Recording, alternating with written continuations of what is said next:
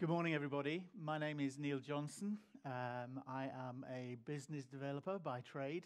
I clearly don't come from Örnsköldsvik. I've lived in Örnsköldsvik for 7 years. And before that, I have worked in telecoms and the transportation sector.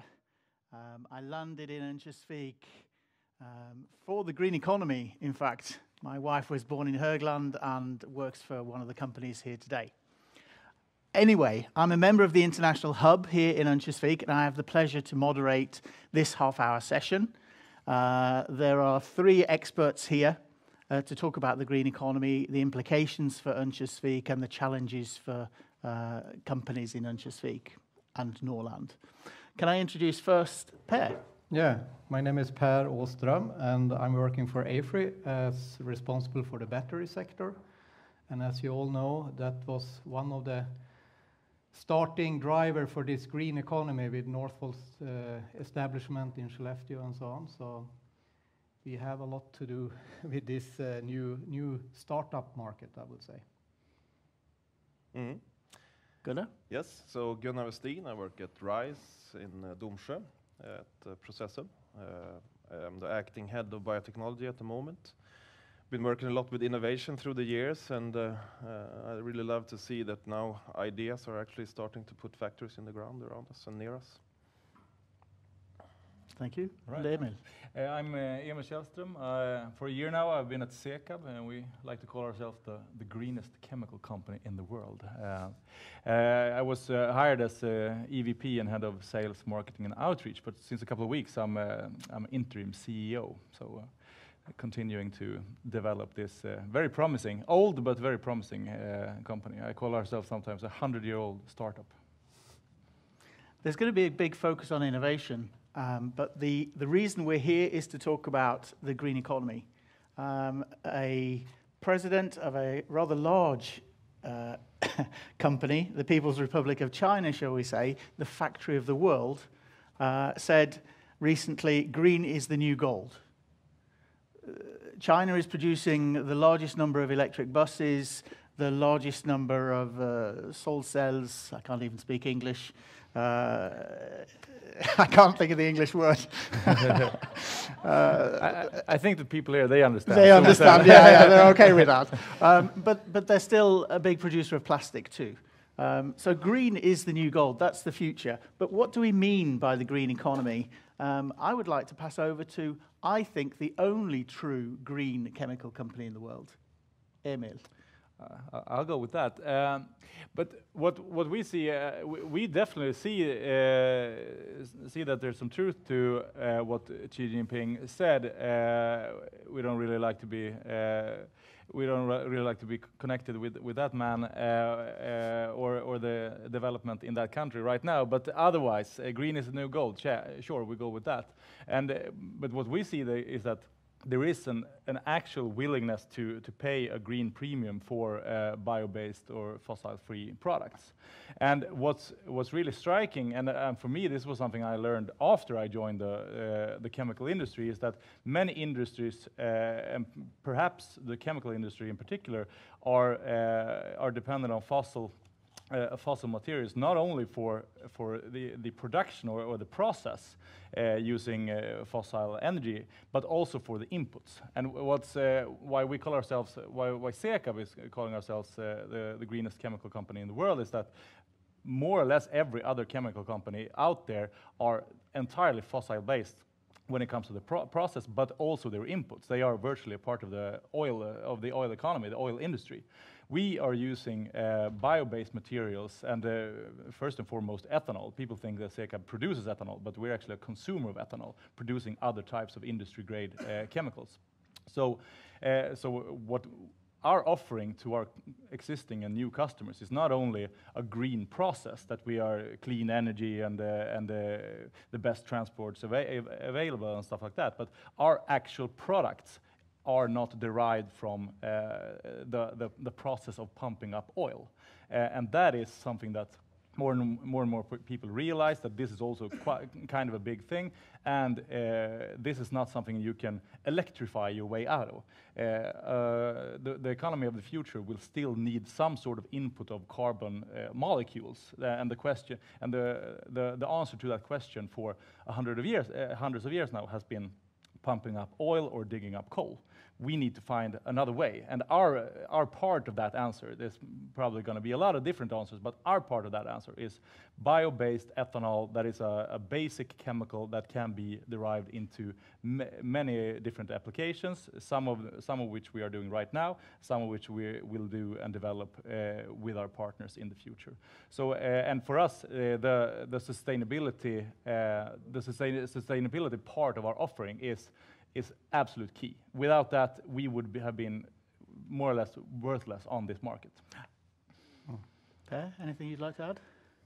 Yeah, I would say, like, if you look at all the investors now going in with investment money into these startups, they don't go in if it's not a sustainable circle economy thinking behind it. And we see also that almost all industrial projects starting up now with this huge amount of investment happening now in the north of Sweden. They talk about over 1,000 billion Swedish crowns.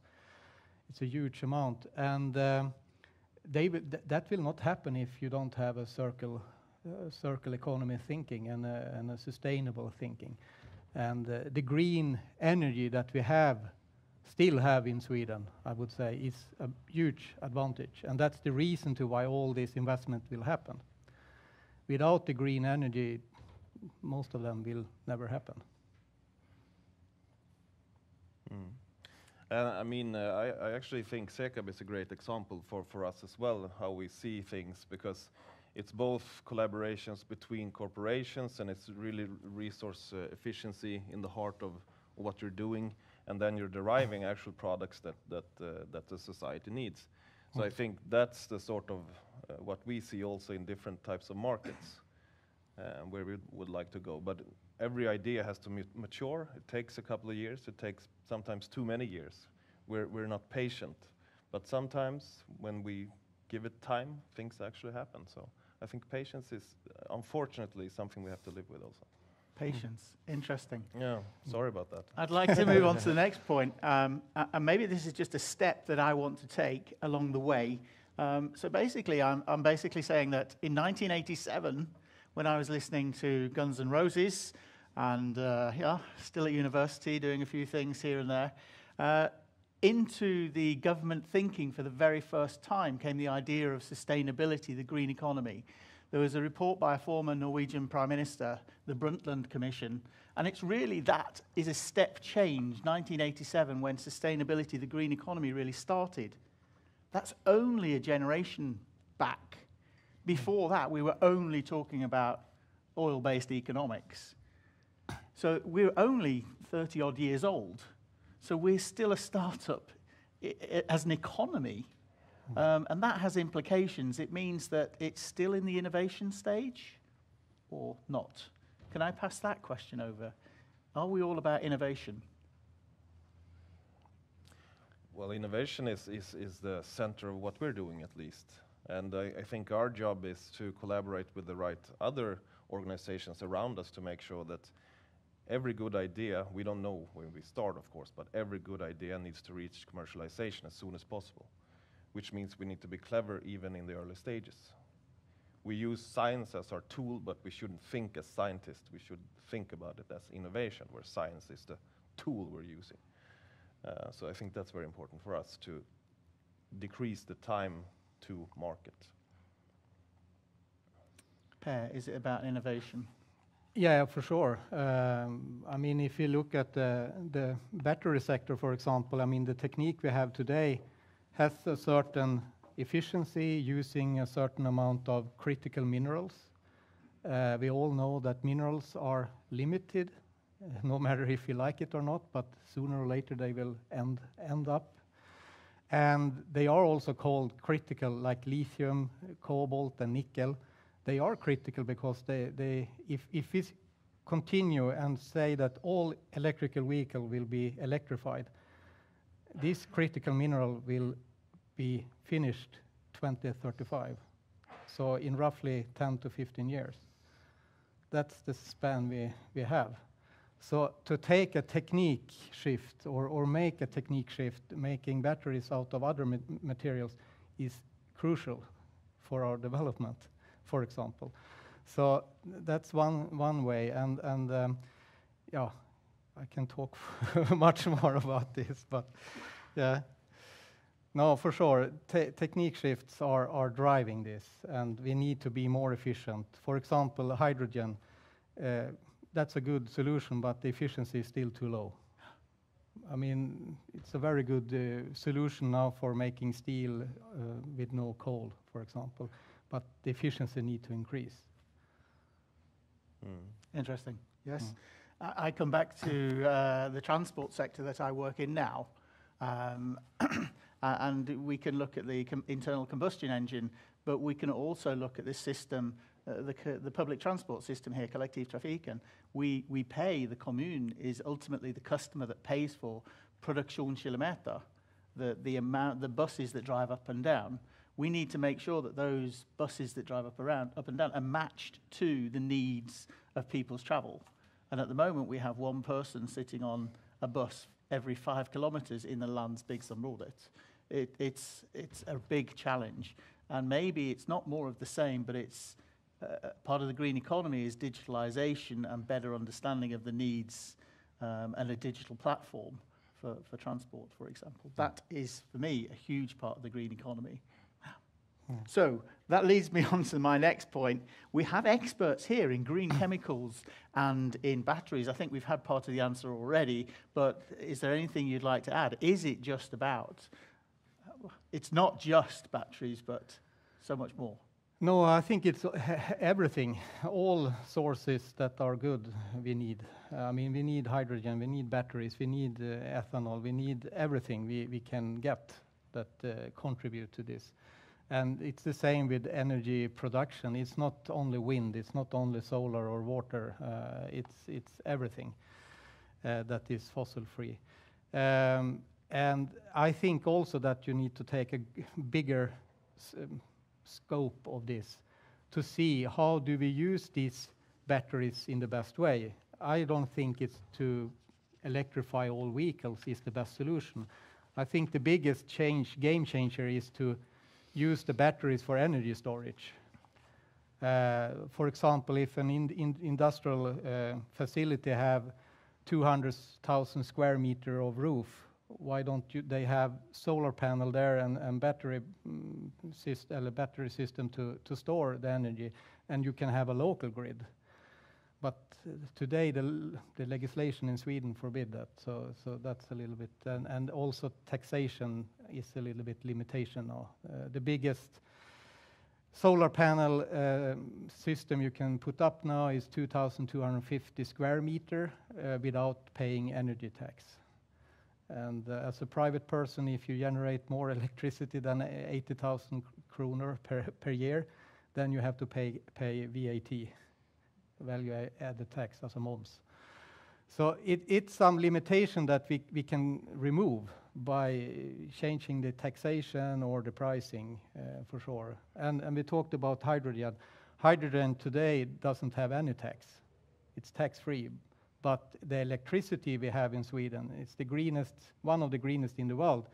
Still we have, I think we are number 3 in taxation for that. We have energy skatt, and we have moms. So we can steer this quite well with pricing and taxation, and I'm pretty sure about that. And the most important is that we have a long-term solution, so we don't shift it every time we have an election in Sweden, because then the companies doesn't know where to go. Shall we go left or right, or left or right? Anything to add? I mean, getting back to your question, is it all about batteries and green chemicals? And obviously it isn't. And what I think you need to grasp is the extent of which how fossil dependent our economy really is. And sometimes, and sometimes you see two different types of solutions, I mean, infighting between those two. And we really need to have eyes on the prize, and everything that leads to us stopping pumping up new oil and digging up new coal is a good thing. And there will be room in the market for many different types of solutions.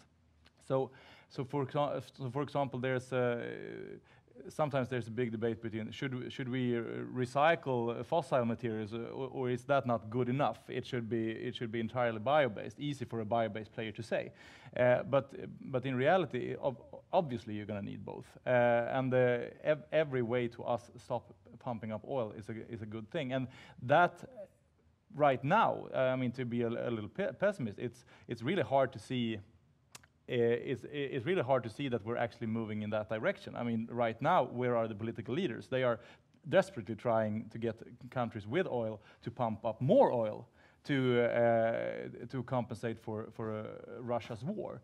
So right now, the really big macro trends here and now are in many ways in the wrong direction. Then there's other macro trends and the Paris Accord that obviously is in the right direction. So it's still a good spot to be in if you're a company with a sustainability focus. But I really feel sometimes that we are not really taking this as serious as we should, and the world has just shown what it can do if we put a maximum amount of resources and focus on one issue. We created a COVID vaccine before anyone thought it was possible. So that's really a sign of what can be done and achieved if the focus is there. If I can summarize what I'm hearing here, is that absolutely it's focus, it's mindset. There is a mindset change that needs to happen, which comes down to rules and regulations. I work now in the transport sector. I see the most innovation coming out of the United States and Germany. Our actual regulation for public transport here in Sweden is holding us back from innovation. So we need that mindset, that change of rules and regulations. We also, is it about batteries? Yes, ultimately they are a huge part of the green economy, but the need for e-fuels, the bridging technologies, HVO 100 and fossil-free synthetic diesel, all our buses now use it. It's not the end solution for the green economy, but it's a huge step forward. So it's a number of things that are important. I'd like to take the focus towards Norrland now. I'm going to skip a couple of cards. We are short on, the time goes so fast. Is Norrland, Örnsköldsvik, the northern part of Sweden? I really think it's a fabulous place. But from your perspective, is it part of Europe's new industrial green belt? What I mean is we have hydro and wind-based power that is effectively carbon-free for a large. We have space, we have the competencies in this room, and we have a good base of companies focused on innovation. Is there something you'd like to add to my summary of Norrland? Who starts? Well, I mean, I always will look to what's closest to me, and we can see that the building that's growing outside of my window at work really shows that we're in the heart of this, especially here in Västernorrland. This is where ideas will be actually moved to commercialization in the shortest amount of time possible. So I'm really glad also that Bismaker is very successful in our region as well, because without these collaborations, we wouldn't be able to do this. But now we see movement of people actually moving their companies here, moving from abroad here to actually achieve this, and they believe this, and when they're here, they experience it as well. So I'd say we're in the heart of the development of new bio-based processes, at least. I personally have been involved in 10 years ago now in Facebook's move up to Luleå. I see every BMW car on the planet connected electronically to a data center in Piteå. We see Northvolt setting up a massive factory in Skellefteå. Per, I think you've done some sort of summary of Norrland's investment taking place? Yeah, I mean, we have all the how to say, the prerequisites for doing this. As you mentioned, we have the space, we have the energy, we have all the very long industrial history, and that's very important as well. But I think we can still be more aggressive in this area where we are now, and be a little bit more, how to say, I mean, what these startups needs are actually to come to a ready land to build. They don't want to start an investigation for 5 years before they start. They need time to market is essential for them. So we need to have ready land for them to invest in and start to construct. That's important. But we have all the prerequisites, and I think that in the industrial area in Domsjö is very unique, where one industry is producing something that the next is using as an input and so on. And that's the new economy that we have been doing there for a long time. But that's the new thinking, reuse and recycling. Okay. Yeah. So you're describing we have a lot of the strengths in place already. It is sobering to remember that actually we deal with the problems of our everyday businesses and of the way we sit in the infrastructure that is Sweden, but the rest of the world is actually looking to us as best practice. So we are, in fact, leading the world here. 3 challenges towards decarbonisation. Can I ask the panel? We need 3. What do you think? What do you see as your biggest challenges? I could just pick one. There are many, but carbon capture, I think, is one of them, because we're going to need to actually maybe have a negative output of CO2, especially here. So which means we actually have to utilize the CO2 also for something and build new products from that. So I think that's one of the challenges that we really need to focus on. So carbon capture. And utilization. And I can add to that, because I do think that the biggest challenges is to find another source of well, frankly, carbon molecules to put into the economy of the future. You will need it in virtually every type of production, and for that we will need carbon capturing and utilization. We will need recycling. We will need, but we also will need the bio-based materials. So the usage of our forest, anything that grows on land, including fields, will be needed. So what we need, the challenge here is to get away from the food versus fuel debate and things like that, because there is no such thing as a bad bio-based input into the economy, because the alternative is obvious to continue with the oil-based economy. And the challenge is to really grasp that and to act on all its implications. Hugely important point. Thank you.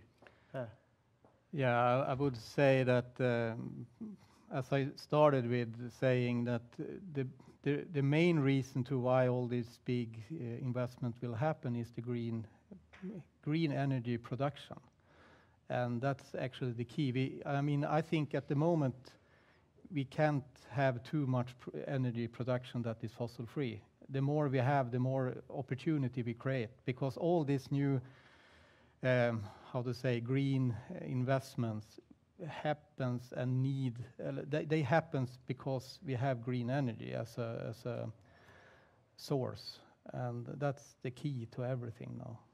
I would say, no matter if it's bio-based, we need green energy. Without that, we will not manage to keep the Paris Agreement. Yep. Okay. Thank you. We move on. We have plenty of questions. How do we increase the transformation? What's the next step? We're in the innovation stage. We're still a startup. We've talked about that. How do we move forward?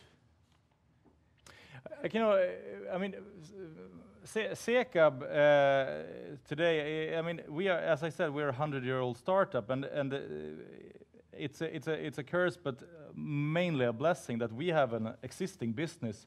We are producing 24/7, 365 more or less, and we need to get those volumes of products out there. So we are, and we are in many ways, we partake in a fossil-based market on the fossil-based markets accords, and that's just how it's always been. But what we're seeing now is a shift where our bio-based products are not treated as if they were fossil-based, which have been the case.